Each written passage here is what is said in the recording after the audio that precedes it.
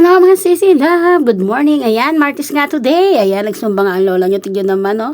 Pawis na pawis ako. Nagsumba nga ako ngayon kasi sumasakit na talaga yung mga balakang ko. Tas wala nga kaming pasok, di ba? So, hindi ako nakakalabas dyan. Ayan, nagsumba nga ako dyan na walang tugtog. May tugtog yan sa totoong buhay na video. Pero dito hindi ko talaga nilagyan ng tugtog kasi baka makapiright na naman tayo. Hindi nyo ba alam, kalilinis lang talaga ni Lola Mets ng aking mga valuation, tama ba, mga issue sa aking mga video. Kinasuhan niya nga ako, di ba, ng 1 month na bawal mag-live dahil mayroon nga akong mga na-share na may mga copyright o mga hindi sinunod ang kanyang policy, kaya talagang nadala na talaga ako, hindi na talaga ako nag-share.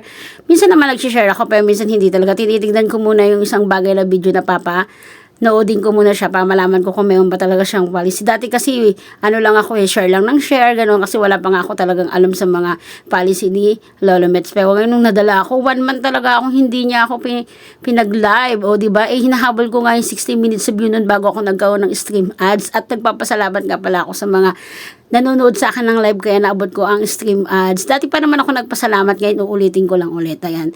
Ngayon nga ako ay nagsusumba dyan kasi hindi nga ako nakakapag-exercise na hatid sundo dahil bakasyon nga ang aming mga anak, ang mga aking mga junanaks. Ang balik namin ay July 29 pa. Kaya sabi ko nga magsumba nga ako dahil ang aking balakang ay sumasakit na.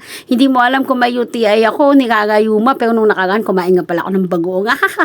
Kasi ang sarap naman talaga ng bagoong galing sa Surigao, dala ng aking nanay. Favorite ko pa naman yun, isaw sa saging na maniba pa yung hindi pa talaga siya hinug-hinug at saka sa kamoting kahoy. Kaya nagbanat-banat na naman talaga ako. Ayan, katigasan ng ulo. Ayan, hindi maperme. Lamon is life. Ako yan. O, tingnan mo nga, tumataas-taas pa nga yung David ko dyan. Ang kanta nga pala dyan, Selos at saka yung Kung Ako Mag-aasawa. Ang pipiliin ko ay isang bombero. Bomba siya, bomba ako.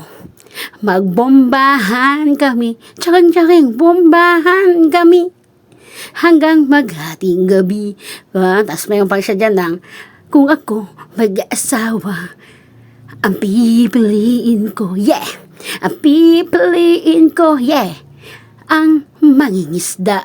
Sisid siya, yeah, sisid ako, yeah. Magsisihan kami hanggang maghating gabi, isa man na madaling araw. Ayan, ito nga, hanggang nga habang bina-voice over ko nga to para sa aking stream ads, kahit walang nanonood, nagtithank ko pa rin ako, pero sana pagdoan naman to sa inyo, sana naman lang i-follow nyo na lang ako, kaya kahit hindi nyo naman panoodin ng buo dahil sa pangit kong boses, pero sana naman mga payakapan tayo para naman sa hindi sayang ang aking stream ads. Wala talaga akong kinikila dyan, wala, kahit 0.0, pero masaya ako kasi nakikita ko yung mga video ko may lumalabas na mga commercial. Doon pa lang masaya na ako, pero kung ibibigay talaga ni Lord na marami naman natakilig sa aking sa aking vlog na ito, thank you talaga, at maraming thank you sa mga friend, family na nanonood ng aking vlog.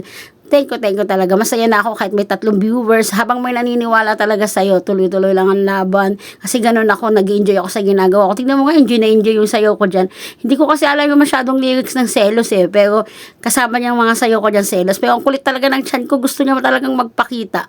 Expose na expose. Ayan, tapos na nga aking Zumba for today, Tuesday.